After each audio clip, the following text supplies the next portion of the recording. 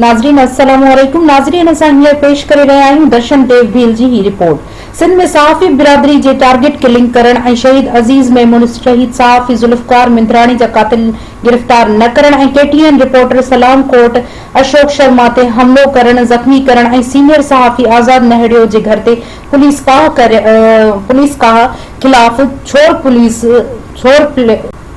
हमलो करे ज़ख़्मी करण ऐं सीनियर सहाफ़ी आज़ाद नेहड़ियो जे घर ते पुलिस काह खिलाफ़ छोर प्रेस क्लब आॾो सहाफ़ी समाजी ऐं सियासी अॻुवाणनि जो एहतिजाजी मुज़ाहिरो।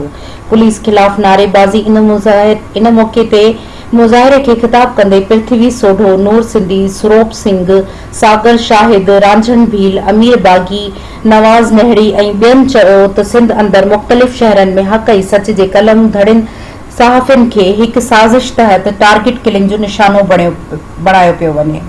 शहीद अज़ीज़ मेमून ज़ुल्फ़कार मिंदराणी खे बेदर्दी सां क़त्ल कयो वियो ऐं सलाम कोट जे सहाफ़ी अशोक शर्मा ते हमलो करे ज़ख़्मी कयो वियो आहे ऐं कराची जे सीनियर सहाफ़ी आज़ाद नेहड़ियो जे घर ते हमलो करे काह करण वारे वाक़िए समेत सिंध जे ॿियनि सहाफ़ियुनि सां थींदड़ नाइंसाफ़ियुनि जी असां सख़्त लफ़्ज़नि में मुज़म्मत कयूं था।